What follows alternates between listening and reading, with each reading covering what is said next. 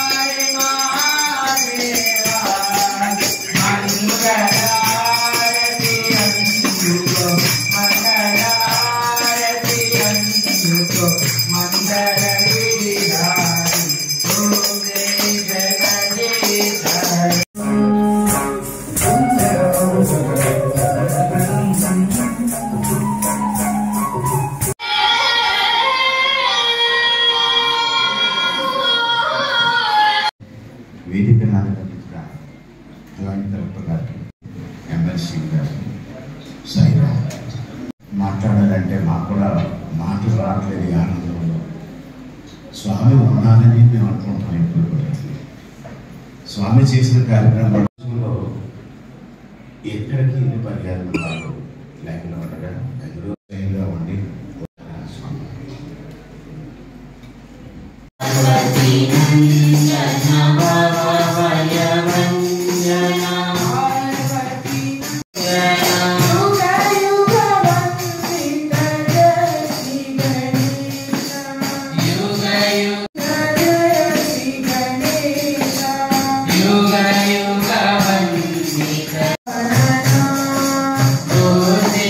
Prabhaya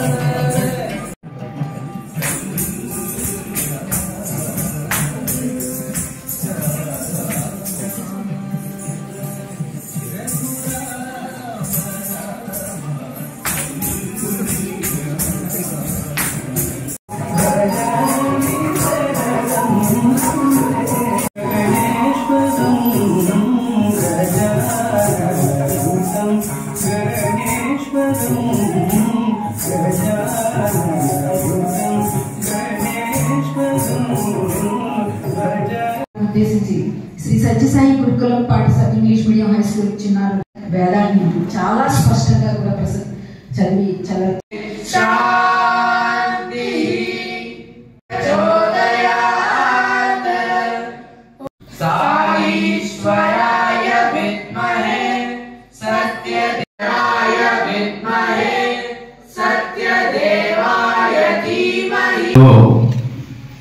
రెండు అంశాలు మనం ప్రధానంగా గుర్తిస్తాం. రెండు అంశాల ఆధారంగా దేశాలు నడుస్తున్నాయి, ప్రపంచ దేశాలు నడుస్తున్నాయి. ఒక మతం, దాని యొక్క ఆలోచన విధానం. అదే భారతీయత ప్రపంచ దేశాలు సుఖ సంతోషాలతో సర్వే జనా సుఖినో భవంతు అనే ఆలోచనతో ఉండే దేశం. ఇలాంటి దేశంలో అనేక మంది వ్యక్తులు, సాయిబాబా గారు లాంటి వ్యక్తులు, వివేకానందుడు లాంటి వ్యక్తులు, అలానే షిరిడి సాయిబాబా లాంటి వ్యక్తులు, ప్రపంచంలో మన రామకృష్ణ మిషన్ కావచ్చు, అలానే ఒక వ్యక్తి అమెరికా వెళ్ళి 70 సంవత్సరాల్లో భగవద్గీతని ప్రవచించాలని వెళుతుంటే వరల్డ్లో 2 సార్లు ఆయనకు హార్ట్ అటాక్ వచ్చింది. ప్రభుపాదుల వారు ఇస్కాన్ 140 దేశాల్లో ఉంది. సాయిబాబా గారు, సత్యసాయిబాబా గారి యొక్క ఆలోచనతో 130 దేశాల్లో ఆయన భక్తులు ఉన్నారు. అంటే ప్రపంచంలో ఒక వ్యక్తి ఇంత అద్భుతంగా అనేక మంది వ్యక్తులు తయారు చేసేటువంటి బేస్ మూలాధారం ఒక భారతీయత. దాన్ని ఆధారం చేసుకునే సత్యసాయిబాబా గారు మనం ఏ దేశాన్ని ఆక్రమించాం. ఇది భారతీయ దేశంలో ఉన్నటువంటి లక్షణం. సత్యసాయిబాబా గారు ఒక్కసారి బయట దేశాలకు వెళ్ళారు.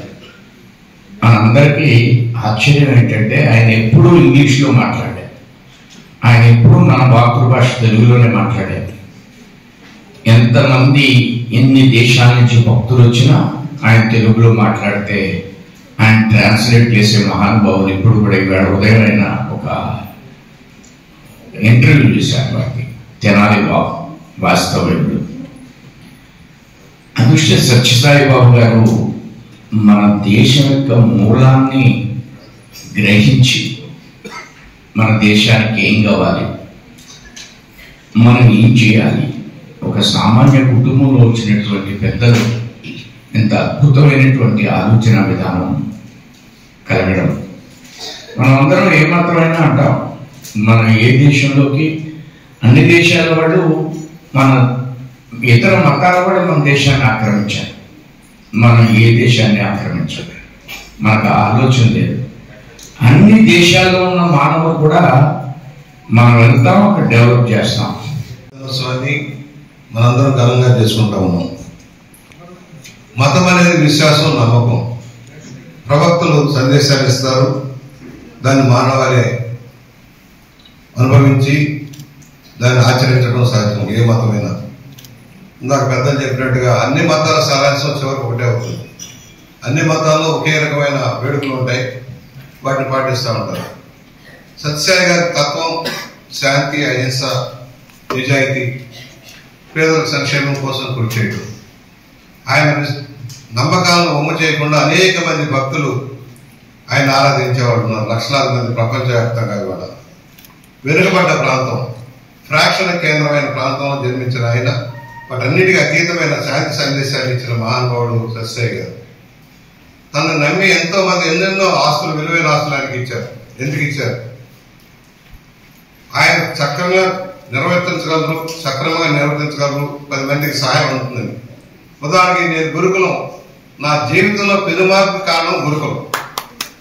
నేను రాజమండ్రి వచ్చిన సంవత్సరంలో బొల్లయ్య గారు, తన్నీరు బొల్లయ్య గారు ప్రముఖ విద్యావేత్త, ఆయన బయట వాళ్ళకి ఎవరు, నేను ఇంటర్ చదివేటప్పుడు నన్ను చేసుకున్నారు. అక్కడ మా తమ్ముడిని చేర్చడానికి వస్తే నన్ను కూడా ఇక్కడే చదువుకొని వీటీ కాలేజీలో చేర్చారు. సమాజం మీద ఒక అవగాహన ఏర్పడటానికి ఆ గురుకులం, వీటీ కాలేజీ నాకు ప్రధానమైన వేదిక నిలబడ్డాయి. దాని నుంచి పెనుమార్పు వస్తే ఈరోజు ఈ స్థాయికి రాగలిగానంటే గురుకులం వేసిన బాటాన్ని సవినిగా మనం చేస్తున్నాం. ఇవాళ బొల్లయ్య గారు ఆయన అంతేవాసిగా వెళ్ళారు. ఈ సంస్థలు ఉన్నాయి, పెద్ద సంస్థలు, విలువైన ఆస్తులు ఉన్నాయి.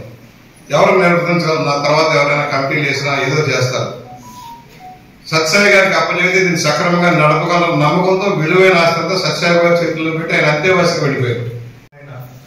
కార్యాన్ని పురస్కరించుకోవడానికి ఈరోజు సమావేశమయ్యాము.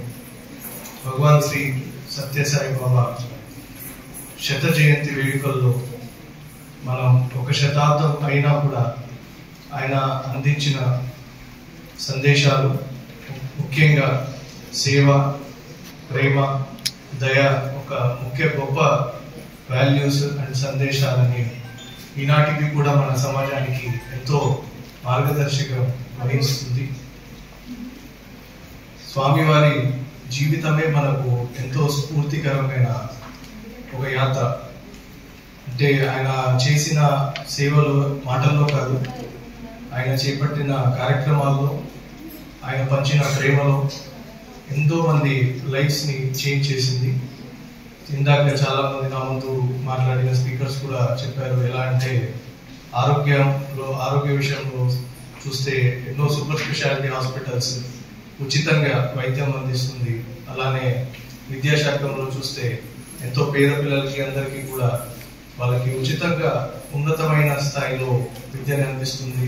అండ్ అలానే శుద్ధ జల ప్రాజెక్టులకి, అంటే నేను కూడా రాయలసీమ నుండే, సో నాకు తెలుసు వాటర్ అనే ఎంత ప్రీషియస్ అని అక్కడ. సో అలాంటిది ఇప్పుడు రాయలసీమలో వెళ్తే ఎక్కడప్పుడు గ్రీనరీ ఉంది అంటే ఇలాంటి ప్రాజెక్టుల వల్లనే అని ఒకటి నేను చెప్పగలుగుతాను. ఇవన్నీ చూస్తున్నాం. కానీ ఆనాడే బాబా గారు ఈ ఉచిత విద్య అనేది అనేక ప్రజల మందికి వారు అందజేయడం అనేది చాలా గర్వకారణం. అదేవిధంగా ఇంకొక అంశం వైద్యం. ఇప్పుడు మనం ఎన్టీఆర్ బీమా అని, లేకపోతే అంతకుముందు ఆరోగ్యశ్రీ అని, ఇవన్నీ ఉచితంగా వైద్యం మనం ప్రజలకు అందించాలని చెప్పేసి ఒక సంక్షేమ కార్యక్రమాలు చూస్తున్నాం. ఇవి బాబా గారు ఆనాడే మొదలుపెట్టి వీటికి స్ఫూర్తి అని చెప్పేసి మరొకసారి అందరికీ గుర్తు చేస్తారు. అదేవిధంగా నీటి, ఇప్పుడు ఎక్కడైతే ఇప్పుడు గోదావరి పక్కన ఉంది కానీ తాగడానికి నీరు లేదని చెప్పేసి చెప్పారు. నేను టీడీపీ ఇన్ఛార్జిగా ఉన్నటువంటి రాజానగరం నియోజకవర్గంలోనే సీతానగరం మండలం కానివ్వండి, అటు దేవీపట్నం మండలం, గోకవరం మండలం, కోరకొండ మండలం, ఇవన్నిటికి కూడా సత్యసాయి నీటి సరఫరా అనేది ఒకటి స్కీమ్ ఉంది. కానీ దురదృష్టవశాత్తు అది మన ప్రభుత్వానికి ఇచ్చిన తర్వాత అది శిథిలావస్థకు చేరుతుంది. ఒక్కసారి మనం ప్రభుత్వ పరంగా ఈ సందర్భంగా నేను కోరేది ఏంటంటే, ఏవైతే బకాయిలు ఉన్నాయో ఆ మెయింటెనెన్స్ కానివ్వండి, వారు జీతాలు ఇవ్వట్లేదు, మనం అవన్నీ కూడా ఒక్కసారి శ్రద్ధ పెట్టమని చెప్పేసి కోరుతూ